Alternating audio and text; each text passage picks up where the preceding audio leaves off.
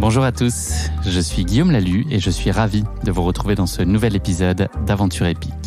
Aventure épique, c'est le podcast qui vous fait vivre dans chaque épisode une aventure en nature hors du commun. Explorateurs illustres, sportifs renommés ou encore simples amateurs, aventuriers du quotidien, Aventure épique est une plongée en apnée, le temps d'une aventure qui va vous tenir en haleine, vous émouvoir et vous inspirer.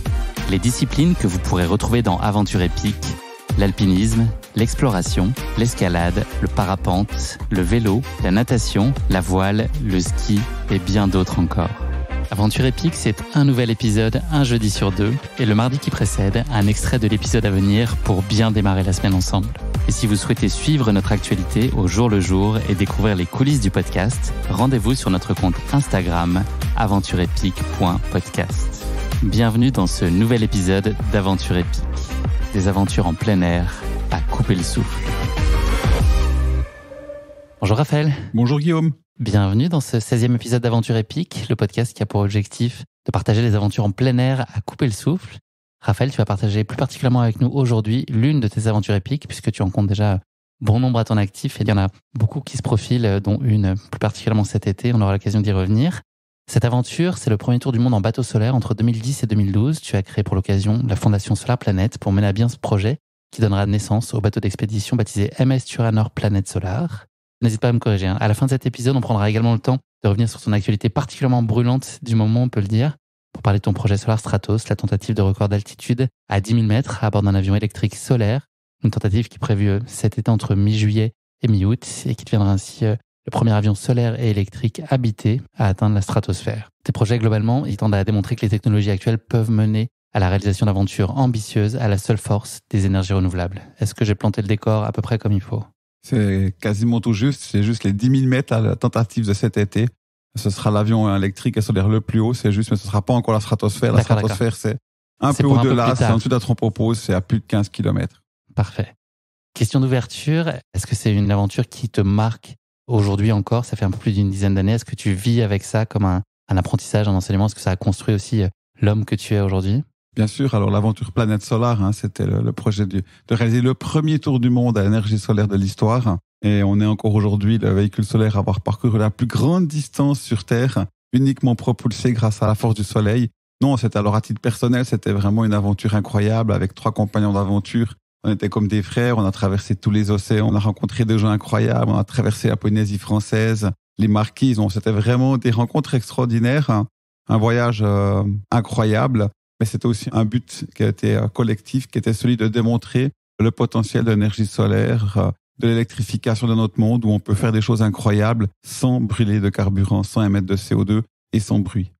Raphaël, en guise d'ouverture d'épisode, j'ai souvent l'habitude d'aller chercher dans Google Actualité des résultats qui sont en lien avec le lieu ou le thème qui va être traité dans l'épisode. Là, j'ai trouvé qu'au mois de décembre dernier, un camion électrique a battu un record du monde grâce à l'énergie solaire. Est-ce que tu saurais me dire lequel? Est-ce qu'il s'agit de la plus grande quantité de marchandises transportées par un véhicule solaire? Est-ce que c'est la distance la plus longue parcourue en 24 heures par un véhicule solaire? Ou est-ce que c'est le plus haut volcan du monde qui a été atteint par un véhicule uniquement alimenté par l'énergie solaire? Alors, c'est des copains, je les connais bien, donc la réponse est facile, c'est le volcan Oyo en Amérique du Sud avec une équipe c'est des Suisses d'ailleurs, c'est des Suisses allemands. Exactement. Peak Evolution, exactement. Le plus haut volcan du monde, donc, est dans les Andes, le Rose del Salado, et donc 6500 mètres. Et donc, ils ont réussi cet exploit il y a quelques mois maintenant. Bravo. Alors, c'est pas le plus haut volcan du monde, sauf erreur, oui. Mais c'est en tout cas là où un véhicule a été le plus haut. Donc, ils ont le record absolu d'altitude en voiture électrique. Et ils ont été malheureusement juste battus par Porsche, qui est venu faire un autre record le même jour et qui est monté 200 mètres plus haut avec une Porsche thermique. Raphaël, question d'ouverture classique de podcast, je vais te demander de te présenter. Je te pose juste une petite contrainte. Je voudrais que tu choisisses 3 dates ou 3 moments clés de ta vie. Quels sont un peu 3 faits saillants ou marquants qui permettraient à nos auditeurs de faire déjà un début de connaissance avec toi autour de 3 moments majeurs de ta vie? Bon, moi, je crois d'abord ma naissance en 72, ça me paraît quand même important. Je suis né en Suisse à Neuchâtel, c'est là que tout a commencé. Et puis peut-être ce qui a ouvert vraiment mon état d'esprit d'aventure et d'aventurier, c'est lorsque j'avais 3 ans et demi et lorsque mes grands-parents avaient un chalet sur une montagne qui s'appelle Chaumont, juste en dessus de là où j'habite à Neuchâtel. Et puis ma maman m'a laissé partir tout seul, donc prendre un funiculaire et marcher à peu près à 2 kilomètres pour rejoindre mon grand-papa. Et ça, j'ai vraiment le souvenir que c'était un moment incroyable. La première fois que j'avais cette liberté, j'étais totalement libre. Et c'est ça que j'ai toujours essayé de chercher encore aujourd'hui dans l'aventure. Et cette confiance de tes parents aussi. et cette confiance, bien sûr. Voilà, c'était vraiment un moment assez incroyable. Et puis après, je pense qu'effectivement, c'est 2004, c'est lorsque j'ai l'idée de faire ce tour du monde en bateau solaire, lorsque je constate les changements climatiques en Islande avec la disparition d'un glacier. Et là, c'était vraiment pour moi une prise de conscience. 2004, c'est là où ma vie bascule et que je me suis engagé à essayer de protéger notre atmosphère. Je pense que notre atmosphère, c'est le contenant de tout ce qui vit sur Terre. Et c'est mon combat depuis maintenant 20 ans. Est-ce que ce goût pour l'aventure, il a été présent très tôt dès ton enfance? Tu as été très émancipé dès ton plus jeune âge. Tu viens de nous en donner un bel exemple. Est-ce que c'est toi qui avais ces velléités-là? Est-ce que c'est le cadre aussi familial que tu viens de décrire avec ces idées de confiance et t'accompagner dans tes démarches, dans ton autonomie, dans ton envie de faire des choses? Est-ce que tu avais tout le temps eu ça en toi, cette envie d'explorer finalement? Alors moi, je crois que j'ai toujours eu cette envie d'explorer, d'aventure. Je regardais Cousteau le dimanche après-midi à la télévision, ces grandes expéditions, Kon-Tiki, ces expéditions polaires. Donc ça m'a toujours inspiré. Mais au niveau familial, non, mes parents étaient plutôt musique et théâtre. Donc c'est pas forcément là que Mais ils t'ont encouragé à ouvrir la porte en tout cas. Ils m'ont laissé libre. Je crois que ce que mes parents m'ont offert, ils m'ont offert la liberté de faire ce que j'avais envie de faire. Ce qui était important, c'était de trouver mon chemin. Alors mon grand-père était alpiniste, il aimait beaucoup la montagne. Il m'a emmené grimper avec lui. Et je pense que c'est là où j'ai commencé à pouvoir faire un peu des petites aventures à côté de chez moi. Tu avais un tempérament donc assez audacieux et téméraire. Est-ce qu'il y avait une dimension aussi un peu raisonnée ou est-ce que vraiment tu avais déjà un peu cette envie d'explorer, tenter des choses, découvrir? Audacieux, non, je pense pas que j'étais audacieux au départ, plutôt naïf, vu que j'avais cette liberté, cette espèce de confiance en moi qui faisait que j'avais pas peur d'essayer. Puis après, c'est plutôt les rencontres. J'ai eu la chance de rencontrer, des alpinistes, des marins, des scientifiques qui m'ont pris avec eux et qui m'ont emmené avec eux dès que j'étais adolescent, 14-15 ans, et qui m'ont emmené faire des aventures. Et puis c'est là où tout a commencé. Est-ce que ton imaginaire, il tournait à fond déjà très jeune? Est-ce que tu étais dans ton monde et tu te projetais dans des choses que tu imaginais? Bien sûr, j'étais un peu d'ailleurs même mythomane. Moi, je me prenais pour un astronaute. Tu racontais ça dans les cours d'école, oui. Oui, tout à fait, que j'étais astronaute et agent secret. Donc voilà, après il a fallu que je fasse que ma vie se corresponde à ça et puis que j'arrête de raconter des histoires. Donc moi j'étais un peu dans mon monde, je rêvais d'être astronaute, de partir dans l'espace, en orbite autour de la Terre, c'était mon rêve. C'est quoi justement les premières images d'aventure qui t'ont bercé, qui t'ont marqué, tes références, tes inspirations? À quel moment t'as commencé un peu à te plonger dans ces histoires-là? Alors d'abord mes premières références c'était vraiment Cousteau, ça c'est vraiment ce qui m'a beaucoup inspiré. Et puis après quand je suis devenu adolescent et j'ai commencé à moi-même faire des aventures, c'était plutôt des alpinistes, des grands alpinistes comme Jean Troyer, Art Loretan, l'aventure de Bertrand Piccard avec son ballon autour du monde. Et puis après, d'autres aventures qui m'ont vraiment marqué, Nansen, Thor Heyerdahl avec l'expédition Kon-Tiki, c'est là, elle m'a vraiment marqué. Un radeau de balsa où il traverse le Pacifique sur un radeau de balsa en 1947. D'ailleurs, j'étais au départ, j'étais sur Arroya dans le Pacifique Sud à l'arrivée. J'ai rencontré un des membres de l'expédition, le dernier survivant à l'époque, Knut Höglund, qui avait participé à l'expédition. C'est vraiment une expédition qui m'a marqué. Mais là, j'étais déjà un adulte, en fait. J'avais une vingtaine d'années. C'était pour toi une réalité ou une possibilité de devenir astronaute? Tu avais déjà ces envies-là au fond de toi et la conviction que c'était possible, même si ta conscience, au fil des années, te disait que peut-être c'était compliqué d'accéder à ce rêve-là. Toi, tu as toujours eu ces aspirations-là et cette conviction que c'était possible, en tout cas, d'aller toucher au ciel, vivre des aventures et des expéditions très différentes? Non, alors moi, je pensais que tout avait été réalisé. Je me rappelle qu'en 99, avec le Tour du monde de Bertrand Piccard, on disait que c'était la dernière grande aventure du XXe siècle, que tout avait été réalisé. Donc, je voyais pas trop l'intérêt à faire des aventures. Pour moi, en tout cas, du point de vue géographique, ou des grandes aventures, en fait, tout avait été fait. Parce que tu aspirais à faire des premières, c'était ça qui était important pour toi aussi? C'était ça, moi, c'était vraiment les premières. Mais il faut faire aussi quelque chose qui a du sens. Mm-hmm. Parce que si c'est pour être le premier Suisse avec un pantalon rouge à faire un truc, je vois mal l'intérêt. Et puis, donc c'est vrai que moi, je partais plutôt dans le sauvetage. C'est plutôt ce qui m'a très motivé pour aider les gens à faire du sauvetage en montagne et être pilote. Donc, je pensais pas vraiment avoir les compétences pour être astronaute. Et puis finalement, j'ai fait un certain nombre de formations, ingénieur, ambulancier, formation de guide de montagne. Tout ça était des briques qui étaient constitutives de la réalisation de ce rêve-là? Mon objectif final était d'être pilote d'hélicoptère, de pouvoir être ambulancier, guide et faire du sauvetage en montagne, d'aller chercher les gens en montagne. C'était vraiment ça que j'inspirais à faire. Et puis tout d'un coup, il y a eu cette idée de Planète Solaire, d'aller autour du monde en bateau solaire. Et puis ça fait que là, je suis devenu, j'aime pas le terme d'aventurier. L'aventurier, c'est plutôt une conséquence, un but personnel, mais pour moi, c'est de l'exploration, c'est de l'écologie expérimentale. On essaie de faire des démonstrations de ce qu'on peut faire aujourd'hui avec les énergies renouvelables, avec des technologies qui sont au service vraiment d'un monde décarboné et plus respectueux de l'environnement. Cet engagement environnemental, donc, il est au cœur de ta démarche aujourd'hui. C'est une sensibilité que tu as depuis toujours, même enfant, tu as le souvenir d'avoir été touché ou averti en tout cas au sujet? Ou est-ce que tu ne mesurais peut-être pas le fait de vivre dans la nature, au contact de la nature, c'était déjà une façon de développer un intérêt et l'importance de préserver en fait cet environnement-là? Alors, on m'a appris à être respectueux, à pas jeter mes déchets, à faire attention, à protéger, bien sûr, la nature et l'environnement, mais pas avec cette conscience sur les changements climatiques. Ça s'est arrivé plus tard, en 2004, lorsque justement j'avais fait une première expédition en Islande en 1993. J'avais pu voir un glacier, le Mýrdalsjökull, qui se trouve au sud de l'Islande. C'est un petit glacier, mais voilà, quand même un glacier assez important. Et puis en 2004, je retourne sur place. Et là, le glacier, il a quasiment totalement disparu. Il n'y a plus rien.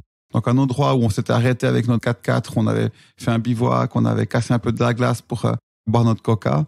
Et 11 ans plus tard, la glace, elle est 4 km plus loin. Il y a 700 mètres d'épaisseur de glace qui a disparu. Et là, c'est vraiment une prise de conscience que les changements climatiques, c'était pas juste des scientifiques qui racontaient des histoires ou des journalistes un peu fous qui nous faisaient croire quelque chose d'irréel. C'était une vraie réalité et il fallait faire quelque chose. Et à cette époque, en 2004, la plupart des écologistes, c'était plutôt des écologistes, on va dire, pessimistes ou à nous dire qu'il fallait arrêter de faire quelque chose. Et moi, je voulais vraiment une écologie plus optimiste, de solutions qui amènent des perspectives, qui amènent aussi du rêve.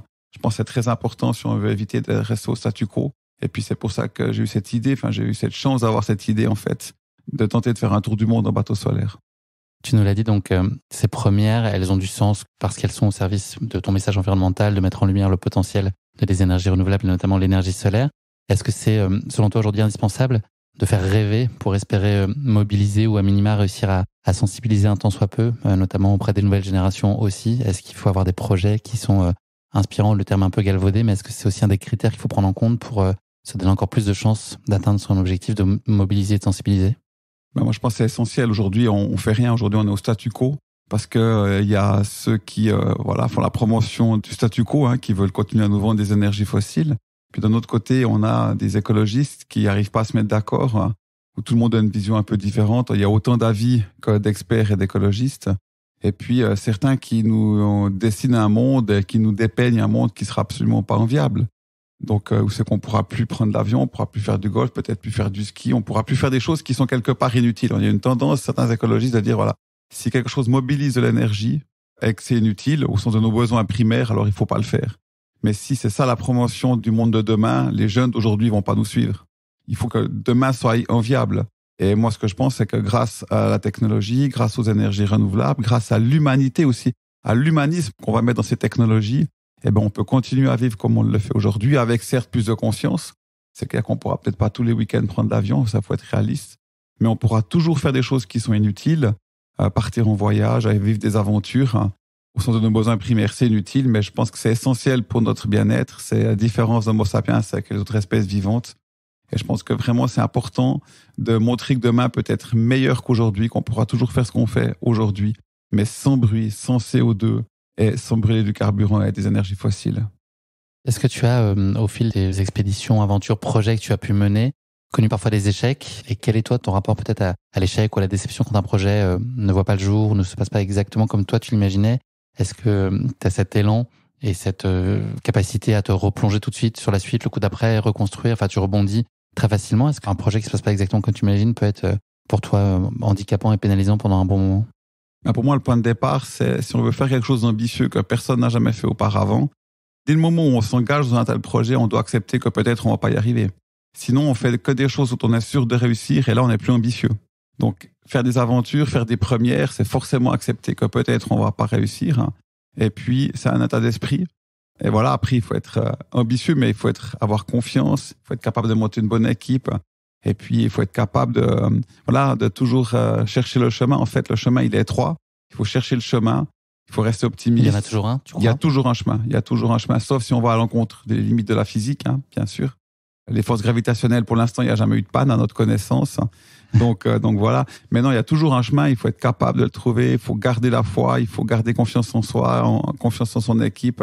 Et puis, c'est le meilleur moyen de réussir. Mais il faut accepter que peut-être on va pas réussir. C'est ce qui permet de faire des choses ambitieuses. Il y a de la résilience, il y a beaucoup de conviction. Il y a aussi la peur. J'ai cru comprendre que toi, tu étais relativement peu sensible à la peur. Est-ce que c'est à la fois un atout et ça peut aussi être une forme de vulnérabilité?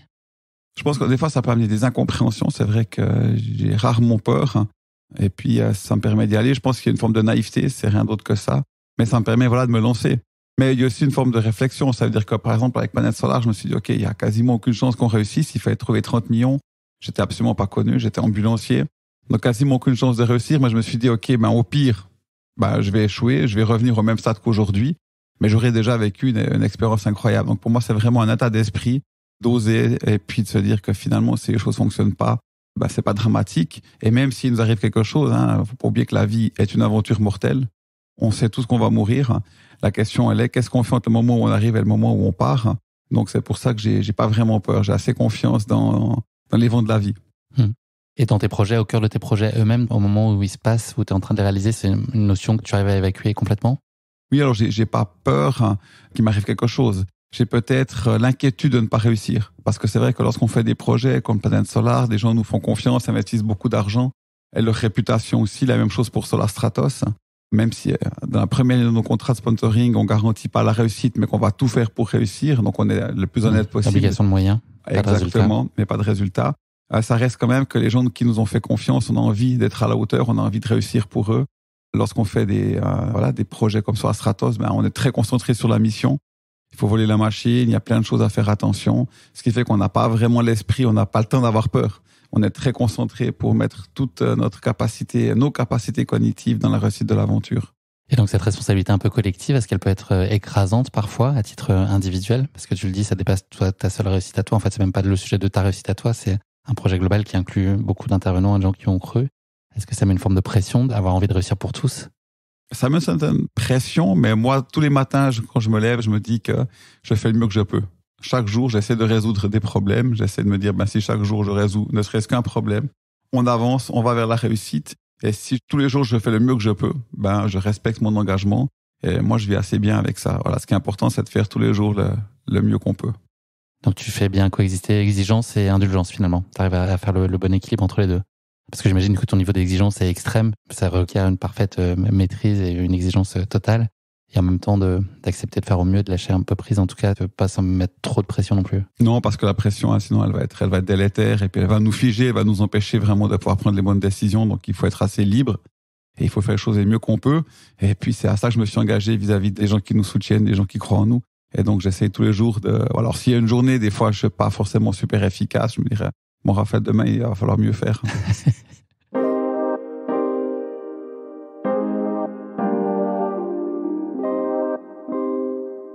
Merci beaucoup Raphaël. On va passer à notre rubrique Uno. Donc c'est 3 questions en rafale autour du chiffre 1. Donc c'est un petit pas de côté pour continuer à mieux te connaître. La première d'entre elles, si tu pouvais assister à un événement historique, lequel choisirais-tu? Alors moi, ce serait en juillet 69, lorsque Neil Armstrong et Buzz Aldrin posent pour la première fois le pied sur la Lune. Je pense que c'était vraiment un moment incroyable dans l'histoire de l'humanité, assez proche d'ailleurs, la première fois qu'Homo sapiens, probablement même qu'un être vivant de notre système solaire était capable d'aller sur une autre planète. T'aurais voulu être où à ce moment-là? Avec lui, à sa place, derrière ta télé? J'aurais bien voulu être dans le vaisseau, être à la place de Neil Armstrong. J'aurais trouvé ça sympa de vivre comme aventure, même si j'ai eu la chance de rencontrer plusieurs des astronautes du programme Apollo. Et je me suis rendu compte que pour eux, ça avait été difficile. Parce que quand vous avez fait un truc aussi incroyable, la plupart étaient jeunes, ils avaient entre 35 et 40 ans. La suite de leur vie a été compliquée parce que vous pouvez ne faire que moins bien. Ouais. Dur, quand même, de dire qu'on a vécu le plus grand. Toi, t'as pas ça quand tu réalises un projet? Tu dis qu'il y a toujours autre chose à aller chercher. Tu parlais dans ta jeunesse d'avoir le sentiment que l'essentiel des projets avait déjà été réalisé. Est-ce que toi, c'est une crainte aussi de te dire qu'à un moment, tu auras peut-être fait le plus haut, le plus loin, même si c'est pas une quête en soi de défi, on l'a compris, c'est le message qui est derrière. Est-ce que tu penses que tu trouveras toujours quelque chose le coup d'après? Il y a 2 choses pour moi. Il y a la quête individuelle. Donc moi, c'est l'aventure, je dirais. Ça, c'est individuel. Il y a plein d'aventures à faire à l'énergie solaire. On doit tout réécrire à l'énergie solaire. Donc après Stratos, il y aura encore des choses à faire. On doit tout changer. Donc il n'y a pas de crainte à ce niveau-là. Puis après, en termes d'engagement collectif, peut-être qu'un jour, on fonctionnera uniquement, ce monde fonctionnera grâce à l'énergie solaire. Et là, ça veut dire qu'on aura réussi ce combat de préserver l'environnement. On ne brûlera plus les 300 tonnes de produits fossiles comme on le fait maintenant par seconde. C'est quand même ça aujourd'hui. On brûle 300 tonnes de produits fossiles par seconde. Et c'est ça qu'on doit arrêter si on veut protéger notre planète. Donc, en termes d'aventure, il y aura bien assez à faire. J'arriverai pas à tout faire. Et puis, si on réussit à faire qu'aujourd'hui, demain en tout cas, l'énergie solaire est l'énergie principale de notre civilisation, là, on pourra se dire qu'on a réussi. Alors, je serais peut-être au chômage, je me serais super content. Deuxième question de ce format Uno pour toi. Si tu animais un talk show, qui aimerais-tu recevoir comme premier invité, vivant ou mort? Quelle est la personne que tu aimerais avoir en face de toi et quelles questions tu voudrais lui poser? Alors moi, ce serait, je pense, Thor Heyerdahl, donc ce Norvégien qui a réalisé l'expédition Kon-Tiki pour démontrer que la Polynésie avait aussi été colonisée il y avait eu des apports depuis l'Amérique du Sud. Donc ça, j'adorerais le rencontrer et pouvoir lui poser un certain nombre de questions. Et c'était son aventure, elle est vraiment, pour moi, c'est l'aventure la plus incroyable du XXe siècle. Troisième question pour toi. Si tu étais une phrase dans un cookie fortune, c'est les petits messages qu'on peut retrouver dans les biscuits chinois, donc un message à portée positive. Quel serait ce message? En tout cas, est-ce qu'il y a une devise qui résonne particulièrement en toi? Oui, moi, il y a une citation d'Albert Einstein que j'ai découvert quand j'étais adolescent et qui marque encore aujourd'hui ma vie. Il a dit, lorsque j'ai écouté mon cœur, je me suis souvent trompé. Lorsque je l'ai pas écouté, je me suis toujours trompé. C'est beau. Très juste. Je vais la garder aussi pour moi. Elle me plaît bien. On va donc maintenant plonger dans le projet Planète Solaire, donc autour du monde en bateau solaire. Tu nous l'as dit, donc cette idée, elle est née en 2004, lors de ton voyage en Islande, et le constat que tu as pu faire sur ce glacier qui a fondu et qui a pas manqué d'être une traduction concrète, en tout cas de la dégradation de la situation sur la planète. À quel moment, toi, tu as la conviction absolue que c'est le temps de se lancer? Est-ce que tu passes beaucoup de temps à analyser la situation? Est-ce que c'est un long processus, très réfléchi, savamment documenté? Ou est-ce que tu penses qu'il faut avoir aussi cette part un peu d'impulsivité, de déraison, qui fait que ce projet, d'un seul coup, tu vas te lancer dedans et tu vas écrire la première ligne de ce projet-là et te lancer? Est-ce qu'il faut aussi avoir ça ou est-ce qu'il faut rationaliser beaucoup en amont? On a peut-être deux questions. La première chose, c'est la prise de conscience. Là, c'était vraiment, j'étais face à ce glacier. Et là, ça a été terrible pour moi à ce moment précis. Je m'en souviens encore. Parce qu'il y a vraiment une prise de conscience que des changements climatiques, c'est quelque chose, ça va aller très vite. Et c'est quelque chose qui peut vraiment nous mettre en danger, tout ce qui vit sur Terre. Donc, il faut faire quelque chose et on fait rien. Donc, c'était une vraie prise de conscience. Ça a été un moment très précis. Ça a été très fort. Et puis après, oui, faire quelque chose, mais quoi? Et puis là, là, j'ai aussi eu de la chance parce que cette idée, en fin de compte, de faire un tour du monde en bateau solaire, j'avais vu le projet de Bertrand Piccard. Je savais que Bertrand avait lancé son projet d'aller en avion solaire autour du monde. Mais là, tout d'un coup, l'idée du bateau, c'est quand même avec ça qu'on a fait le premier tour du monde. Ça permet d'aller au cœur de ville, ça permet d'emmener des gens avec nous. Et puis, non, l'idée, elle est arrivée. Il y a eu quasiment aucune réflexion. J'ai téléphoné à Gérard Daboville pour lui demander ce qu'il en pensait. Ensuite, j'ai été voir une entreprise qui construisait des bateaux solaires. On a demandé si c'était possible. On a très vite fait une étude de faisabilité. Donc, ça a été très impulsif, en fait. Il y a eu peu de réflexion. Et voilà, le projet, très vite, on l'engage. Et comme ça, on peut plus revenir en arrière. C'est tout l'avantage. Une fois qu'on s'est lancé, qu'on a dit qu'on allait tenter l'aventure, on doit tout faire pour... Oui, le fait de le communiquer aussi nous contraint et nous impose, nous oblige. Ça nous met ça nous enferme d'ailleurs un peu. C'est ça un peu le danger, lorsqu'on lance ce genre de projet, c'est qu'on s'enferme dedans aussi un peu. Est-ce que l'environnement aquatique, les océans, enfin cette idée de traverser par la mer, le globe, t'attirait plus particulièrement ou le projet aurait pu se passer dans un autre élément, l'air, l'espace ou autre? Ou est-ce que tu avais aussi un intérêt tout particulier pour la mer? Alors, je suis né au bord d'un lac, j'ai navigué depuis que je suis tout petit sur un lac, le lac de Neuchâtel, un des plus beaux lacs du monde. Donc, non, moi, c'était vraiment l'énergie solaire. Okay. C'est ça qui m'a passionné. J'ai découvert l'énergie solaire en 2001 avec mon frère, un ami. On avait une entreprise d'hébergement, de site web internet et d'email solaire qu'on a fait fonctionner grâce à l'énergie solaire dès 2001. Donc, moi, vraiment, le dénominateur commun de ma passion et de mes aventures, c'est aujourd'hui l'énergie solaire. Le processus, il a été long ensuite. Donc, cette idée, elle naît en 2004. Tu as pris le départ en septembre 2010 de ce tour du monde. Est-ce que tu peux nous éclairer sur ce chantier qui devait être incroyable d'ampleur de construire ce projet-là et de lui donner corps? C'est quoi les grands cycles sans rentrer dans le détail? Parce que j'imagine il y a énormément à dire. J'imagine la première question qui se pose, c'est comment on finance tout ça? Enfin voilà, est-ce que tu peux un peu juste éclairer nos auditeurs sur les grandes séquences et puis la temporalité peut-être que représente chacune?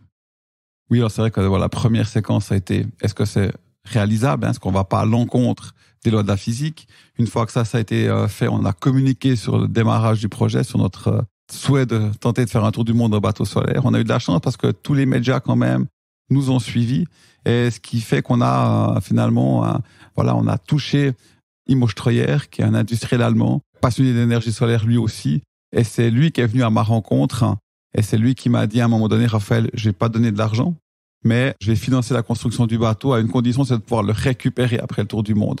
Et ça, c'est une étape, bien sûr, hyper importante. Là, on passe vraiment du rêve à la réalité, parce qu'on a les moyens. Alors, pas pour l'équipe encore, il fallait qu'on monte l'équipe, il fallait organiser toute la logistique, la météo, les logiciels de routage. Mais il y avait déjà une énorme étape qui était réalisée, c'était le financement du bateau, qui correspond à peu près à la moitié du budget total de l'expédition, de 20 millions. Alors finalement, ça aurait été 30 parce que c'était un bateau qui était plus important, qui devait avoir une deuxième vie. Ça, j'ai aussi trouvé génial. Hein. Son idée à Imoge Troyer, c'est de dire, OK, ce bateau, faut qu'il fasse un tour du monde, mais il faut qu'il continue à transmettre un message. Pas qu'il termine sa vie dans un musée. On va pas faire un bateau de course, on va faire un bateau qui peut transporter des gens et qui peut avoir une deuxième vie. Puis après, bien sûr, il y a la troisième étape, c'est de monter une équipe et de tout préparer pour pouvoir réaliser une telle expédition, pour pouvoir réussir. Donc, trouver les compagnons d'aventure, un capitaine, un ingénieur. Voilà, donc ça, c'était aussi une étape assez incroyable. Puis après, il y a réaliser l'aventure. Et ça, c'était ce qui avait de plus magique. Toi, tu es constant dans ta motivation dans des projets qui sont aussi longs? Est-ce que tu arrives à trouver toujours le même entrain tous les matins? Tu as cette espèce d'ambition suprême qui te guide et qui te donne l'énergie requise pour accepter. J'imagine il y a aussi plein de coups durs et plein de déceptions au fil de cette construction de projet. Et c'est inhérent à tout projet de cette ampleur. Est-ce que toi, tu arrives à garder cette flamme et cette conviction profonde tous les jours dans ces 6 années-là entre l'idée et sa réalisation? Oui, moi j'ai cette constance, c'est surprenant, ça me surprend moi-même. Parce que j'étais pas forcément quelqu'un de patient, mais moi tous les matins, je me réveille avec... En général, je suis de bonne humeur, je me réjouis de cette nouvelle journée, de vivre des expériences et de faire que, voilà, de nouveau, j'ai cet état d'esprit où chaque jour, j'essaye d'avancer, de résoudre le maximum de problèmes. Et puis, c'est quand même super excitant. On rencontre des gens incroyables, on travaille avec d'autres aventuriers, avec des astronautes, avec des pilotes d'essai, avec des météorologues. Donc, c'est quand même une vie passionnante. Hein. J'ai connu l'usine quand j'étais jeune pour payer mes études. Là, c'était quand même plus ennuyeux. Donc, non, j'ai une chance incroyable.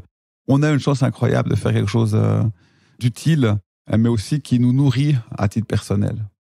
Est-ce que tu as pu ressentir au moment où tu as commencé à communiquer sur le projet là, auprès des médias ou auprès d'eux, mais peut-être auprès d'une communauté d'experts ou de scientifiques, une forme de réserve, de scepticisme sur le projet? Ou est-ce qu'il y a quand même un espèce d'élan collectif autour de ce que vous cherchiez à réaliser?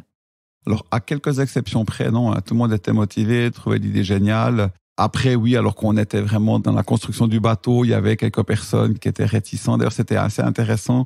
C'est vrai que je dirais environ 12 mois avant le départ, j'ai commencé à recevoir des messages des architectes, de marins qui me disaient qu'on n'allait jamais réussir, qu'on allait couler à la première tempête. On nous appelait l'enclume solaire, le fer à repasser, le maladroit. Et puis ce qui est drôle, c'est qu'au fur et à mesure qu'on s'approchait du départ, il y avait de moins en moins de messages. Alors après, ça continue un peu, on traverse l'Atlantique, les gens vous diront oui, vous verrez dans le Pacifique, on traverse le Pacifique, oui, vous verrez dans l'océan Indien. Puis bien sûr, à un moment donné, il n'y a plus aucun message. Puis vous réussissez. Et là, les messages reviennent. Oui, mais bien sûr que c'était possible de faire un tour du monde en bateau solaire. Retournement vers Pourquoi vous avez perdu autant de temps et d'argent pour le faire? Donc ça, il y aura toujours des gens, mais c'est une minorité. C'est peut-être 10-15 personnes, que ce soit avec Planet Solar ou avec Solar Stratos, qui sont critiques. Et ça, c'est des gens, vous pouvez rien faire avec ces gens-là. C'est des gens qui sont aigris, des gens qui sont soit jaloux, soit qui sont très pessimistes.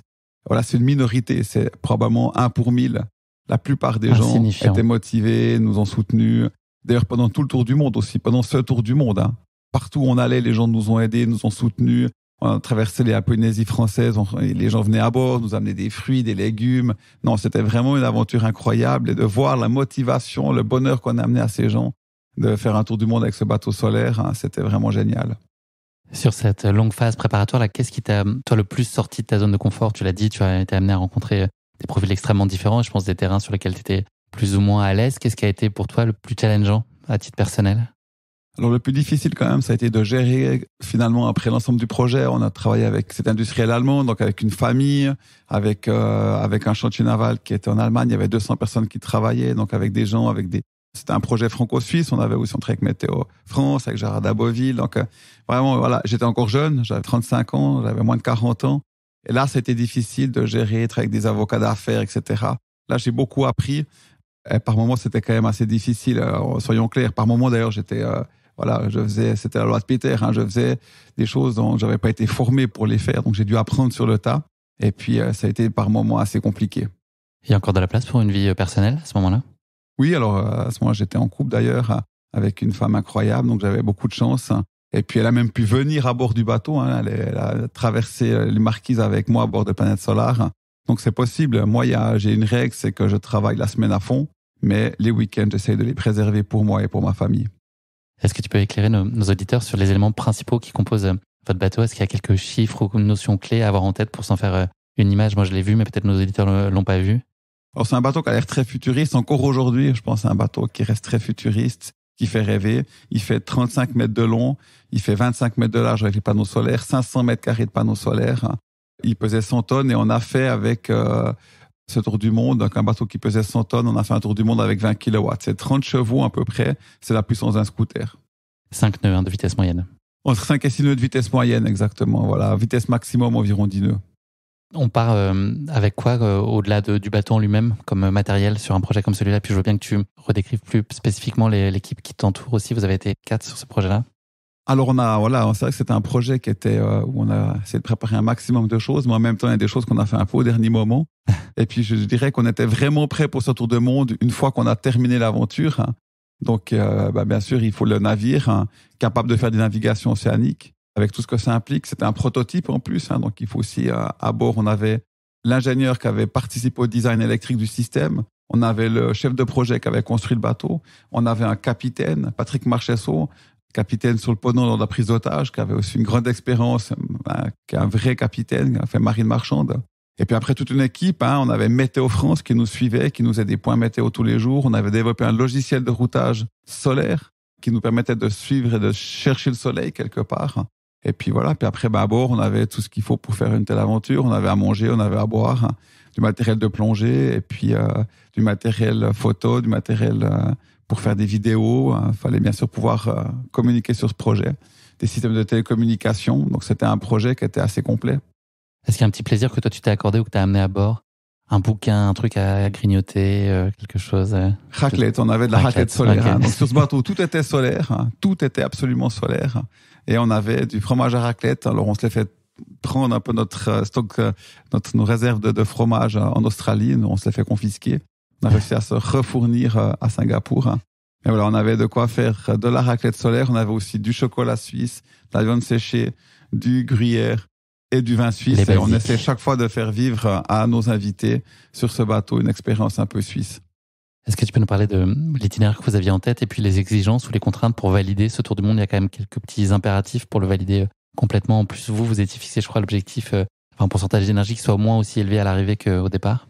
Oui, donc on voulait vraiment, pour pas qu'on puisse dire qu'on n'avait pas réussi, respecter les règles les plus sévères des tours du monde. Donc les règles du tour du monde, soit il y a les règles américaines, soit les règles anglaises. Donc nous, on a pris les règles anglaises. Ça veut dire couper toutes les longitudes, passer 2 fois l'équateur, départ et arriver au même endroit, plus faire l'antipode de notre route. Donc ça, c'était vraiment les règles tour du monde les plus sévères, ce qu'on a fait. Et puis après, il fallait respecter les règles finalement de la société, de tout ce qui concerne la navigation maritime. Et là, il y avait une règle qu'on a définie avec eux, vu que ça n'avait jamais été fait auparavant. Ça veut dire qu'il faut que toute l'énergie consommée provienne de la production de nos panneaux solaires pendant le tour du monde. Donc, ce qui fait qu'au début, ils voulaient qu'on parte les batteries vides. Ça, c'était pas vraiment possible. Donc, on a dit, OK, on va partir avec 92% dans les batteries. On a scellé les systèmes de charge de notre navire. Et puis, on est arrivé avec plus que 92, donc 95. Ça veut dire que toute l'énergie qu'on a utilisée provient des panneaux solaires et d'énergie qu'ils ont produit pendant le tour du monde. Et puis peut-être pour ajouter encore un dernier point, normalement lorsqu'on passe le canal de Panama, on doit passer dans des écluses, donc normalement on est tiré par des trains, et donc nous on a demandé spécialement pour nous à ce qu'on navigue de manière autonome dans le canal de Panama, dans les écluses du canal et côté Atlantique et côté Pacifique, pour que vraiment ce tour du monde allait réaliser. Personne ne puisse vous opposer cette réussite. Exactement, oui, puis il faut qu'elle soit pure cette réussite. Pour moi c'est important, si on fait de l'exploration, même de l'aventure, là, il faut plus être mythomane. Là, il faut être pur et il faut vraiment faire les choses avec beaucoup de rigueur. Vous aviez une idée assez précise de la durée qu'on pourrait prendre ce tour du monde? Alors, on espérait au départ le faire en 9 mois. C'était un peu notre idée. Mais on savait que si on n'y arrivait pas, vu qu'il y avait des fenêtres météo qu'il faut pouvoir aligner, on peut pas traverser l'océan Indien pendant la mousson. On savait que si on n'y arrivait pas, ça serait environ 1 année et demie, le double. Et voilà, très vite, on a vu qu'on n'allait pas réussir à le faire en 9 mois. Et c'est pour ça qu'on a pris temps. Ça nous a permis, par exemple, de nous arrêter, de faire plein d'escales dans les Marquises, en Polynésie. Et c'était aussi finalement une chance de pouvoir faire ce tour du monde dans une période un peu plus longue. C'était quoi tes attentes et tes espérances fondamentales au moment de partir? Déjà, c'était de réussir. Et puis, c'était d'avoir un impact sur les gens, d'avoir un impact sur les hommes politiques, sur le grand public, sur de ce qu'on peut réaliser grâce à l'énergie solaire. On est le 27 septembre 2010 à Monaco. C'est le moment de se lancer. C'est une question un peu rhétorique du podcast. Est-ce que c'est le temps du pourquoi ou c'est le temps du enfin? C'est surtout le temps du enfin. C'est surtout, même si en fait les difficultés elles sont devant nous, de nouveau il faut être concentré. Donc enfin c'est le départ, c'est génial. Maintenant ce qu'il faut c'est réussir et ne pas se planter. Est-ce que tu as malgré tout une appréhension, quelque chose qui t'interroge sur ce qui peut se passer, qui te fait douter? Alors au départ quand même, c'est vrai que il a fallu tout mettre en place. On est parti rapidement, on avait des concurrents, on avait 5 concurrents aussi, on a dû partir plus vite que prévu. Il y a toute une équipe qui est à terre. Moi, je quitte l'équipe qui est à terre pour aller sur le navire. C'est l'inconnu parce qu'on n'a jamais fonctionné ensemble. Puis c'est l'inconnu de comment l'équipe à terre va être capable de fonctionner sans moi. Donc là, il y a quand même pas mal d'interrogations. Ça va prendre quelques mois avant que tout se mette vraiment en place pour que l'aventure se passe dans les meilleures conditions.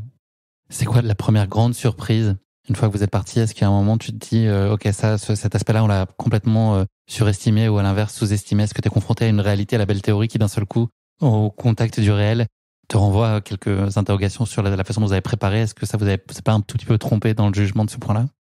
Oui, alors très vite, ce qu'on s'est rendu compte, c'est qu'on a été surpris parce que tout ce qu'on pensait qui était fragile, donc c'est une nouvelle technologie. On avait 1,2 MWh de batterie lithium. On avait 12 systèmes informatiques qui pilotaient toute cette complexité. 70 km de câbles, 70 km de câbles. Donc tout ça, c'était extrêmement pointu, c'était extrêmement high-tech et on pensait que les problèmes allaient venir sur ces systèmes-là. Et pas du tout.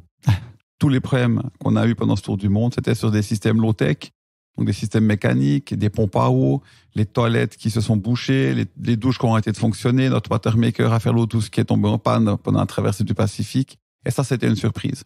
Finalement, c'est tellement concentré, on a mis tellement d'efforts sur tout ce qui est high-tech que c'est pas là où on a eu les problèmes. Mais bon, c'est comme sur n'importe quel bateau. Les problèmes qu'on a eus, c'était sur tout ce qui était low-tech, sur les technologies qu'on trouve sur n'importe quel navire depuis un siècle.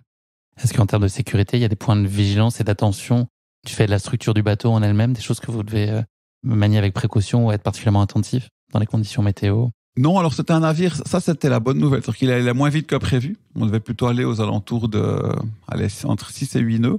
Il va un peu moins vite que prévu.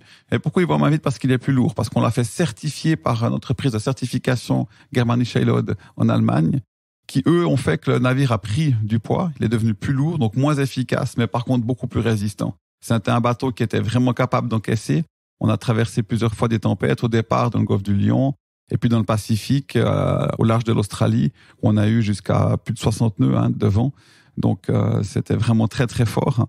Mais c'était un bateau qui était très solide. C'était vraiment une maison qu'on pouvait complètement fermer, rendre complètement étanche, et qui était vraiment capable de faire le dos rond et d'encaisser une mer très très forte et une tempête très forte. Je ne sais pas si c'est une notion qui existe, celle de journée type. Si oui, est-ce que tu peux nous en donner en tout cas quelques éléments constitutifs? C'était quoi un peu les rituels, les impondérables dans une journée, et puis la petite musique entre vous, là, les responsabilités de chacun? Alors mon débat, déjà il faut qu'on soit, donc on est que 4 à bord. Et puis donc il y a des périodes de quart. Donc à 4, il doit toujours y avoir un homme de quart qui est en passerelle. Donc ça veut quand même dire que 6 heures par jour, on est de quart. Et puis on fait la navigation. Et puis donc c'est vrai qu'on est avec ça fait qu'on est tous décalés. Mais il y avait un objectif, c'était de se retrouver tous le soir. On mangeait ensemble, on se faisait l'apéro et on mangeait tous ensemble. Et par exemple pendant la traversée du Pacifique, on s'est fait tous les James Bond. Donc on avait à l'énergie solaire en plus, c'était vraiment sympa. Parce que là, on était vraiment, c'était une navigation juste incroyable entre les Galapagos et les Marquises. C'était 6000 kilomètres. Vous êtes loin de tout. On n'a vu aucun autre navire, aucun avion. On n'a vu aucun signe de vie pendant un mois. C'était vraiment une navigation assez géniale. Sur les traces du Kon-Tiki d'ailleurs. Et puis voilà, donc c'était, chacun vaquait à ses occupations. On avait beaucoup de travail. On travaillait à peu près 18 heures par jour. Et puis on se retrouvait le soir pour manger tous ensemble. Et puis ensuite pour se regarder un film, voilà, surtout sur la traversée du Pacifique. J'allais te demander ton plus grand plaisir ou ton plus beau plaisir dans une journée. C'est ces moments-là justement de fin de journée? Non, pour moi, c'était vraiment, moi j'étais responsable de nuit, donc j'avais le quart de 21h à minuit. Là, en général, tout le monde allait se coucher. C'était la fin de la journée. On était principalement sur l'équateur, donc il faisait nuit. Je me mettais juste derrière le cockpit, dehors, pour écrire le blog de la journée, chercher les bonnes photos. J'étais seul sur ce bateau au milieu du Pacifique avec la tête dans les étoiles. Là, c'était vraiment un moment incroyable. J'avais réussi à trouver de quoi me faire des glaces vanille avec un peu de chocolat fondu. Je me faisais une coupe Danemark tout seul. Resto étoilé, sympa. C'était magnifique. C'était vraiment magnifique. Et quelquefois, d'ailleurs, on a pris nos matelas et on les a posés sur le pont solaire et on a dormi comme ça, voilà, avec la tête vraiment dans les étoiles. Il y a beaucoup de place pour de l'introspection dans ces moments-là, ou est-ce que tu es tout le temps dans la gestion, dans l'effort, enfin connecté à ce qui se passe dans l'instant, ou est-ce que il y a aussi ce temps long fait que tu plonges très profond en toi? Alors, c'était ce que j'espérais, avoir le temps de lire, de pouvoir faire l'introspection, d'avoir le temps d'écrire. Non, on travaille 18 heures par jour, on a juste le temps de dormir, c'est vraiment extrêmement intense. Il faut naviguer le bateau, il faut prendre une décision au niveau météo. Moi, je devais m'occuper de tout ce qui était informatique, gérer les partenaires, gérer la presse, Non, c'était hyper Pas intense. de répit pour les braves. Pas de répit, non. Non, c'était extrêmement intense, 7 jours sur 7. Ce projet, c'est évidemment un défi technologique hors norme. Est-ce que c'est un défi humain aussi très fort de cohabiter sur des périodes aussi longues tous ensemble? Non, alors je dirais Planète Solar, c'était vraiment un défi plutôt technique et météorologique et énergétique. Il fallait être capable de naviguer avec ce navire avec peu d'énergie à disposition. Quand même, des fois, c'était compliqué. On s'est retrouvé pris par la mousson, avec aussi des problèmes qui étaient plus de l'ordre de la sécurité, avec des pirates ou même des bandits. Donc c'était compliqué. Mais du point de vue de la cohabitation, on était comme des frères. On avait 300 mètres carrés à disposition. On était 4. On avait chacun notre cabine. J'avais ma salle de bain privée. On pouvait se mettre tous à un coin du bateau si on avait envie d'être tranquille. Et puis même, on était vraiment une super équipe. On était comme des frères. Est-ce que tu te réfugies parfois dans des images du quotidien à terre, ou est-ce que tu étais vraiment tout le temps connecté à ce qui se passait, ou est-ce que ça pouvait arriver d'aller chercher des images, des gens, des sensations de terre avec peut-être un peu de nostalgie? Alors c'est vrai que moi je suis suisse, j'aime bien mon Jura suisse, la forêt, les cailloux du Jura, j'aime bien aller courir. Voilà, ça c'est des trucs qui effectivement qui me manquaient, mais on n'a pas le temps vraiment. On est tellement concentré sur ce qu'on a à faire. De temps en temps quand même, on pouvait faire des Skype avec sa famille, et donc non, on est vraiment concentré, et c'est ça devenir marin. J'étais pas un marin lorsque je suis parti autour du monde. La différence c'est que dès qu'on s'arrêtait, je voulais aller à terre. Puis après, lorsqu'on devient marin, finalement, on est très bien sur son bateau. Et même si on arrive et puis qu'on est hacké, on reste sur le bateau et on y est très bien. Ça devient un peu notre refuge. C'est un peu notre maison qui se déplace. C'est vraiment une sensation incroyable. Et puis, vivre sur la mer, c'est quelque chose d'incroyable. Vous avez passé donc un peu plus d'1 an et demi versus la fois que vous aviez imaginé. Est-ce que tu profites du chemin chaque jour qui passe, ou est-ce que la destination, à un moment, elle prend le dessus et l'envie d'arriver ou de réaliser, de se dire que ça y est, vous avez collectivement mené à bien ce projet, peut prendre le dessus, ou est-ce que tu es vraiment dans l'appréciation quotidienne de ce que tu vis? Non, alors globalement, 90% du temps, on est trop heureux d'être à bord. La navigation se passe bien, on découvre des endroits incroyables, des endroits d'une grande beauté. On a été dans des endroits où personne ne va. On a même fait nous-mêmes des cartographies. On a été avec notre petite annexe pour faire de la cartographie. Et puis il y a eu, je dirais, un certain nombre de jours qui étaient plus difficiles, avec une mauvaise météo, c'est qu'on est coincé, on ne sait pas si on va y arriver, ou on se fait escroquer par tout le monde. On doit faire attention à pas se faire voler. Ça, c'est un peu moins drôle, mais je dirais, c'est le 10% du temps. Donc, globalement, non, c'était vraiment magnifique. Est-ce qu'il y a de la place pour un peu de nostalgie à l'approche de votre arrivée, ou c'est de la réjouissance? Non, il y a un peu de nostalgie parce qu'on se rend compte que finalement, quand on veut faire une première, déjà, on ne pourra jamais la revivre. Une première, vous la faites, et puis même si vous faites un deuxième tour du monde, c'est plus une première. Donc ça veut dire que ça va s'arrêter, on pourra plus jamais le vivre. C'est ce moment aussi où vraiment à la fin on était comme une famille, on sait aussi qu'on va se séparer. Donc je dirais il y a la tension, parce qu'à n'importe quel moment, c'est 10 mètres avant, si on a un problème, on va échouer, on n'aurait pas réussi. Donc à cette tension, il faut réussir, très concentré sur cet objectif-là. On se réjouit d'avoir terminé, de retrouver nos familles, les gens qu'on aime. Mais on sait aussi que l'aventure va s'arrêter, puis qu'après, on ne pourra plus jamais revivre ce qu'on a vécu là et ce qu'on est en train de vivre là. Vous arrivez donc à Monaco le 5 mai 2012. Là, tu as parlé de retrouver tes proches. C'est quoi la reconnexion au réel? Est-ce qu'il y a des choses aussi réjouissantes, mais il y a des choses qui doivent être aussi difficiles, j'imagine? Parce que tu arrives à tout de suite reconnecter tous les points, etc., et tout retrouve son sens, ou il y a quand même une espèce de palier indispensable pour retrouver ta juste place en fait sur Terre? Alors je dirais, l'arrivée, c'est déjà un moment extraordinaire. Pour nous, c'est pas complètement terminé parce qu'après, on va encore à Marseille, on doit amener le bateau dans un chantier naval. Voilà, vraiment le moment où tout s'arrête, c'est à la fin du mois de mai, début juin, lorsqu'on vide le bateau, on rentre tous chez nous. Donc là, c'est un moment qui est plus difficile. Pour certains, ça va être plus facile que pour d'autres. Par exemple, Christian, un des membres d'équipage, il a rencontré ce qui est aujourd'hui devenue son épouse et la mère de son fils. Donc, il a rencontré une fille lorsqu'on était au Vietnam à Nha Trang. Donc, lui, il repart là-bas pour retrouver sa belle. Donc, bien sûr, c'est plus facile. Pour Jens aussi, il avait rencontré une fille en Égypte. Donc, pour eux, c'est plus facile. Après, pour certains, c'était plus difficile. Patrick et Erwan étaient commandants à la compagnie du Ponant. Donc, pour Patrick, je crois que c'était assez simple. Mais pour Erwan, c'était plus difficile de repartir sur un bateau avec des passagers. Alors que là, il avait vraiment vécu une expédition avec des membres d'équipage, avec ses amis. Ça a été un peu plus difficile pour lui. Pour moi, au départ, tout est vraiment génial. On a réussi. C'est une libération quelque part. Voilà. Après, par contre, je suis rentré. Malheureusement, ma compagne de l'époque, le tour du monde avait été trop long. Donc, je comprends que là, elle va pas rester avec moi. Et ça, c'était moins drôle. Vous êtes éprouvé physiquement là quand vous avez terminé ce tour du monde? On est fatigué. On a travaillé quasiment pendant 2 ans, 7 jours sur 7. Donc on est fatigué. Mais voilà, on a réussi, il y a une énergie qui vous emporte. Et non, on a quand même cette belle énergie avec nous. On est content de pouvoir s'arrêter et puis d'aller se reposer un peu, c'est l'été, donc c'est cool. C'est quoi les éléments qui expliquent votre réussite sur ce projet? Qu'est-ce que vous avez bien fait? Alors je pense qu'on a eu la chance de rencontrer les bonnes personnes et du point de vue technique, les personnes qui nous ont aussi permis de financer ce projet, de ne pas avoir trop de pression financière. Et puis après, je pense qu'on avait la bonne équipe. Je pensais vraiment l'équipe. On a eu beaucoup de chance avec une équipe. C'était vraiment les gens avec qui j'étais sur ce bateau et aussi les gens à terre. On était vraiment une super équipe. Et puis on avait vraiment une belle énergie. Et ce qui fait que les vents et de la vie et les vents solaires nous ont été favorables. On a su prendre les bonnes décisions au bon moment.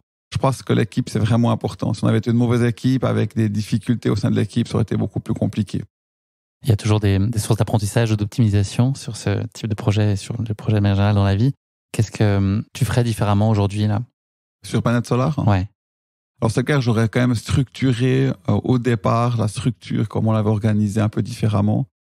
Parce qu'on a eu quelques difficultés, surtout avant le tour du monde, pour s'organiser du point de vue, on va dire, administratif, pour gérer un peu les partenaires. Ça, c'était peut-être quelque chose qu'aujourd'hui je ferais différemment. Mais sinon, l'aventure en elle-même, au sens de l'aventure maritime et technique, non, je pense qu'on ne pourra pas faire mieux. Cette aventure, elle a changé quoi en toi? Elle t'a appris des choses? Elle t'a révélé des choses? Elle m'a permis de me réaliser. Moi, je pense qu'avant ça, j'avais toujours ce besoin de faire des choses un peu incroyables, exceptionnelles en fait. J'avais ce besoin, je ne sais pas pourquoi. C'est pour toi ça, cette envie-là? Ouais, je pense que c'était vraiment là, c'était une question d'ego. Il fallait que je fasse quelque chose. J'avais envie de faire quelque chose d'unique pour moi-même et pour les autres. Et puis, grâce à ça, en fin de compte, c'était fait. Et ensuite, ça change votre vie. C'est beaucoup plus simple après. Ferme les yeux là, le moment que tu voudrais revivre de ce tour du monde, si c'était possible. Ouais, c'est l'arrivée quand même, hein. L'arrivée à Monaco, de couper cette dernière ligne de longitude. Il y a tout le monde qui est là, nos partenaires, nos familles. C'était vraiment un moment exceptionnel.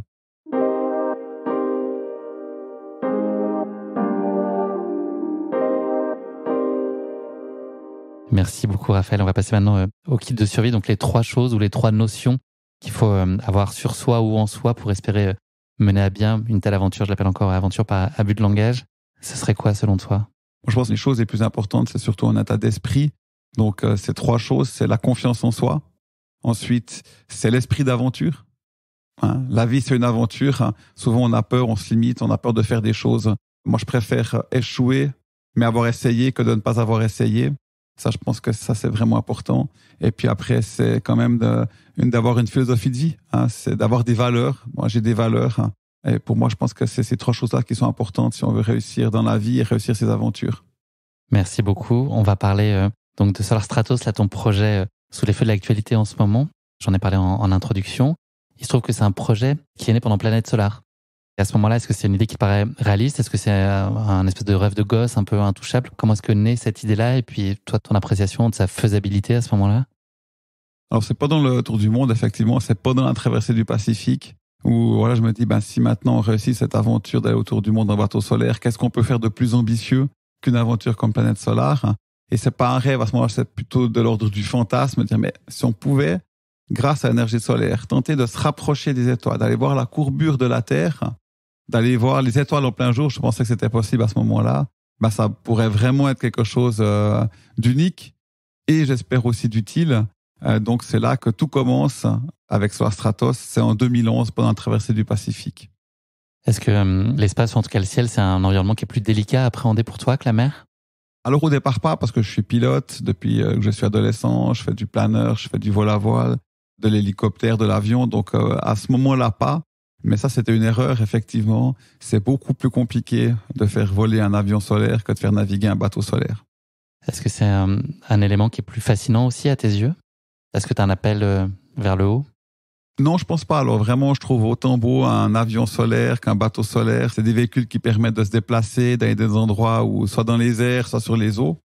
Non, pour moi, il y a peu de différence. Je dirais même aujourd'hui, le bateau, il a un autre avantage, c'est que c'est une maison. C'est un moyen de voyager, d'aller à la rencontre des gens, d'aller proche des gens. On a pu rentrer dans des criques, d'aller voir des vies. Voilà, c'est un moyen qui permet d'aller plus proche des gens que l'avion. Est-ce que tu pourrais illustrer peut-être de façon assez pédagogique pour nous les principaux défis techniques spécifiques à ce projet-là et à l'utilisation de l'énergie solaire pour atteindre ces altitudes? Alors vraiment, l'idée de Solar Stratos, c'est contrairement avec Planète Solar, où on a réécrit une histoire qu'on écrit quasiment tous les jours avec des énergies fossiles. L'idée là, c'est de démontrer qu'on peut aller au-delà de ce qu'on peut faire avec des énergies fossiles. Et donc, pourquoi est-ce qu'on peut aller au-delà de ce qu'on peut faire avec des énergies fossiles? C'est que lorsqu'on a un moteur à combustion, il lui faut de l'essence, c'est son carburant, mais il lui faut de l'oxygène, c'est son comburant. Et donc, plus on monte, et moins on a d'oxygène. Donc, le rendement du moteur baisse.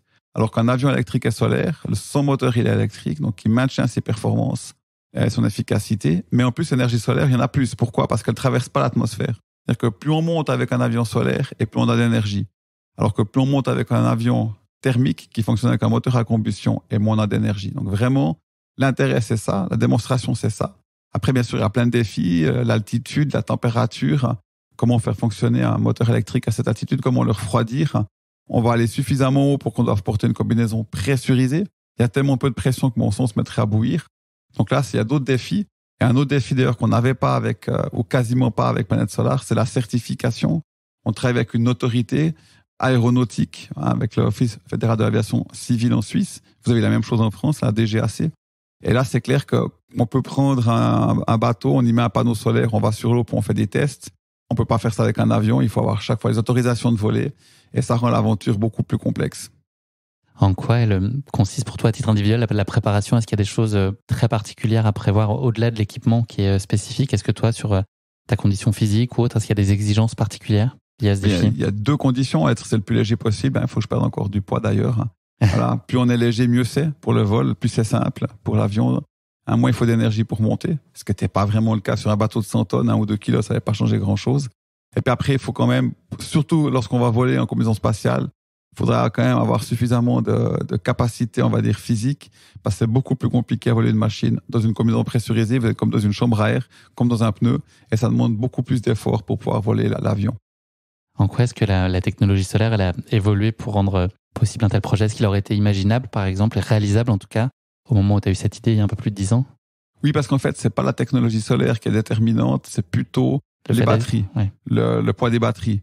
Parce que plus les batteries sont légères, et plus c'est simple d'aller en altitude. D'ailleurs, c'est un peu nos difficultés aujourd'hui. Lorsqu'on a commencé ce projet, on nous avait prédit qu'on serait aujourd'hui à 1000 Wh par kilo. Or, on en restait à 250. Pour vous donner une idée, 1 kilo d'essence, c'est 20 kWh. Et si on veut avoir 20 kWh en batterie, c'est 80 kg de batterie.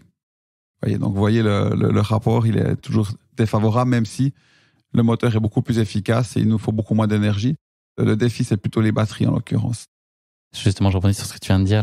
Le poids de l'avion, c'est 650 kilos, si je ne dis pas de bêtises. Maximum, voilà, maximum, ouais. Toi inclus? Moi inclus. Okay. Et les batteries. Pareil, même question tout à l'heure sur la Planète Solar, sur les dimensions, sur ce qu'il faut savoir de cet avion et de sa composition, sa constitution.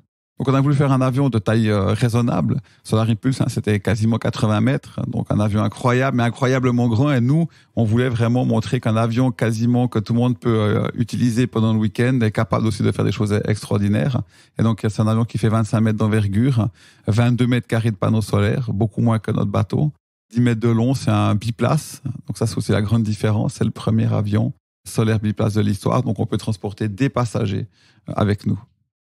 En quoi l'héritage de tous les projets que tu as construits avant contribue aussi à faciliter ce projet-là? Est-ce que le socle et l'apprentissage que tu as pu développer notamment sur Planète Solar contribuent grandement à tous les développements que vous avez pu amener, ou est-ce qu'on remet quasiment tout à plat et c'est en soi très différent de ce que tu as pu expérimenter précédemment? Non, là, on a quand même de l'expérience pour trouver des partenaires, gérer les événements, gérer la communication, même si avec Planète Solar, on était au tout début des réseaux sociaux. D'ailleurs, les podcasts n'existaient quasiment pas, donc c'est un exemple. Donc les choses ont évolué. Après, du point de vue technique, un bateau et un avion, ça a malheureusement un peu rien à voir. Donc là, il a fallu apprendre pas mal de choses. Combien de temps de développement, de construction pour cet avion? Ça a été assez vite. Donc on a lancé vraiment le projet fin 2014. Donc 2015, on commence à faire le design de l'avion. L'avion, il est construit en 2016, premier vol en 2017. Après, tout se complique parce qu'on va casser des ailes lors d'un test de charge statique au sol. Ça va nous prendre à peu près quasiment 2 ans pour se battre contre l'assurance qui nous assurait mais qui n'a pas voulu payer. Donc, pour qu'on puisse à nouveau voler en 2020. Et puis 2020, on avance à nouveau avec déjà plusieurs premières à notre actif, des records d'altitude à 2. On a fait un saut, donc je suis le premier homme à avoir sauté depuis un avion électrique et depuis un avion solaire. On a fait sauter Géraldine Fasnacht, une aventurière suisse. Donc, premier saut en wingsuit depuis un avion solaire. Et donc, voilà, on a fait toutes ces premières. Et cette année, si tout va bien, on doit être l'avion électrique et solaire le plus haut de l'histoire. Tu en as parlé, donc les records là à l'instant, et puis les premiers vols d'essai. C'est quoi les principaux enseignements que vous en avez tirés? C'est vraiment difficile, donc le chemin il est très très étroit, il est très compliqué. On a appris beaucoup de choses, on a surtout appris à opérer un avion solaire, on a aussi appris à fonctionner avec une autorité aéronautique. Donc là, il y a tout un apprentissage qui est assez complexe. Et puis maintenant, on a aussi compris les limites. Donc aujourd'hui, il faudrait refaire finalement un tel projet. On sait comment on s'organiserait de manière plus efficace. Et comme je t'ai dit, c'est vraiment les batteries. Ce qui est déterminant là, c'est la densité énergétique des batteries. C'est ça qui rend l'aventure beaucoup plus simple. Dès le moment où on aura des densités plus importantes, ce qui commence à arriver maintenant, ça va rendre un tel projet beaucoup plus simple à réaliser. Donc c'est un projet qui va durer quelques heures seulement. Est-ce que tu peux peut-être nous les découper pour nos auditeurs qui comprennent un petit peu la séquence, quand sera venu le moment de se lancer? Alors là, pour ce record d'altitude-là, l'objectif c'est de partir depuis Sion, donc en Suisse, en Valais, de décoller avec donc l'hélice. On va décoller comme n'importe quel avion classique. On va monter à peu près 1000 mètres. Et puis on va de ce côté de départ. Notre avion, il est designé pour aller dans la très très haute atmosphère. Donc c'est-à-dire qu'au départ, il est un peu moins efficace. On va aller chercher, si possible, une aide atmosphérique, donc des thermiques, dans l'air chaud qui monte. On va essayer d'aller chercher cet air chaud qui monte pour nous favoriser la montée, essayer d'en profiter un peu pour recharger un peu nos batteries. Puis après, à un moment donné, là, on est dans un air totalement stable, totalement calme. Et puis, il faut donc trouver des espaces aériens aussi où on a l'autorisation pour monter à ces altitudes. C'est des espaces qui sont fermés normalement. Et puis là, on va se mettre avec, si possible, le soleil dans le dos pour produire un maximum d'énergie. Et puis, on va monter le plus haut possible. Il faut mettre la bonne vitesse, trouver la vitesse qui est la plus efficace pour cet avion, trouver le meilleur moyen pour qu'on puisse monter le plus possible avec un minimum d'énergie pour essayer d'atteindre un peu plus de 10 000 mètres et puis d'être l'avion électrique et solaire habité le plus haut de l'histoire. Est-ce que tu es de nature impatiente? Est-ce que là, tu comptes les dodos comme un enfant avant Noël, ou est-ce qu'il y a suffisamment de choses à faire d'ici là encore pour prendre une grande respiration et puis laisser les jours venir les uns après les autres? Non, alors il y a tellement de choses à faire que non, je suis pas du tout impatient. Au contraire, il nous manque du temps là, donc il y a plein de choses à faire. Là, par exemple, je vais devoir tester si je peux sauter avec mon système à oxygène depuis l'avion en cas de problème. Donc, je vais aller en soufflerie la semaine prochaine pour tester ça. Après, il faut faire un saut d'hélico pour tester, pour être sûr que je peux sauter avec mon système, mon parachute, mon système d'oxygène de secours, que je vais pas perdre mon casque ou mon masque. Donc voilà, c'est un exemple. Mais il y a plein de choses encore à faire avant de pouvoir tenter ce record. Comment est-ce que le public peut s'engager ou soutenir le projet Solar Stratos, ou à minima le suivre en tout cas? Ils peuvent nous suivre sur les réseaux sociaux. On a un club, le club Solar Stratos, ça commence à 0 francs. Puis ensuite, il y a des montants, ils ont les badges de mission, ils peuvent venir voir le hangar, des visites du hangar. Donc, ils peuvent nous suivre sur nos réseaux sociaux et adhérer à ce club, le club Solar Stratos. Raphaël, Planète Solar donc, a donné naissance finalement à Solar Stratos. Ça a été en tout cas le tout début de l'histoire. Est-ce qu'il y a déjà une autre histoire qui est en train de s'écrire là, pendant que tu es sur Solar Stratos? Le coup d'après, il est déjà là? Alors, il y a d'autres histoires avec la Fondation Planète Solar. Aujourd'hui, on a 3 axes de travail. On essaie toujours de promouvoir l'énergie solaire. On a une exposition sur les pionniers, donc on essaie de préserver l'histoire de ces pionniers et de ces aventuriers de l'énergie solaire. On a fait un livre, d'ailleurs je t'en ai amené un exemplaire. C'est gentil. Voilà. Où c'est que cette exposition-là, on est encore en train de la compléter. Elle va circuler, elle sera probablement à Bâle en Suisse cette année pour 6 mois. Et à côté de ça, on soutient aussi des projets humanitaires. On a par exemple ouvert un centre de formation d'installateurs solaires au Sénégal, à Mboro, au nord de Dakar. Et puis on a un autre projet qui nous tient à cœur. On va emmener un bateau solaire au lac Titicaca l'année prochaine, avec le soutien de la Fondation du Prince Albert II de Monaco, pour aller faire des missions archéologiques avec ce bateau solaire, mais aussi pour pouvoir faire des missions scientifiques avec des scientifiques qui essaient de protéger ce lac qui est en danger, et puis finalement d'aller montrer aux habitants, aux pêcheurs, aux gens qui utilisent des bateaux avec des moteurs thermiques qui polluent les eaux de ce lac, leur montrer que là, les bateaux solaires et électriques, c'est beaucoup plus efficace. On est à 4000 mètres d'altitude et c'est le meilleur moyen de se déplacer sur ce lac. Et donc on aura un data logger sur le bateau pour montrer l'efficacité d'un bateau solaire à cette altitude. Merci beaucoup, Raphaël. J'ai une dernière question pour toi pour conclure ce podcast. C'est une phrase à compléter. L'aventure, c'est? Un état d'esprit. Que tu as visiblement. J'espère. Ah non, pas du tout. Merci beaucoup pour ton temps et puis pour nos échanges passionnants sur ton aventure passée, celle à venir. On est pas mal revenu sur Planète Solaire, mais il y a Solar Stratos qui est quand même un projet d'envergure qui on touche du doigt. Donc j'ai hâte de suivre ça. Bravo à toi pour la mise en œuvre de projets si ambitieux et puis le sens que tu t'attaches à leur donner pour mettre en lumière des solutions d'avenir pour la mobilité grâce aux énergies renouvelables. Je te souhaite beaucoup de bonheur, c'est important aussi, de la réussite évidemment dans tous ces beaux projets. Je suis sûr que mes auditeurs suivront avec beaucoup d'intérêt ces aventures et ce projet. Donc a priori cet été, c'est toujours mi-juillet, mi-août la fenêtre, on est toujours sur ça. Alors mi-juillet, fin août, mais déjà il faudra nous suivre parce que au mois de juin, on va emmener en vol l'avion. Donc je vais l'emmener depuis Payerne jusqu'à Sion. On va traverser les Alpes avec cet avion solaire pour l'amener à Sion pour qu'il soit prêt à la mi-juillet pour tenter ce vol record et cette première. On sera là en tout cas, on sera là pour vous suivre. Merci beaucoup, c'était un plaisir. Merci Guillaume. Merci d'avoir écouté cet épisode. Si vous l'avez écouté jusqu'ici, c'est qu'il vous a probablement plu. Alors n'hésitez pas à noter le podcast et rédiger un avis sur votre plateforme d'écoute favorite. C'est essentiel pour soutenir ce travail indépendant. Et pour être sûr de ne manquer aucune aventure épique à venir, n'oubliez pas de vous abonner sur votre plateforme d'écoute habituelle. Cela ne vous prendra que quelques secondes et ça change beaucoup de choses pour le podcast. Merci pour votre soutien et pour votre fidélité. Et rendez-vous dans 2 semaines pour vivre ensemble une nouvelle aventure épique, évidemment. Et si vous voulez vibrer d'ici là avec des histoires de course à pied hors du commun, courez écouter mon autre podcast, Course épique.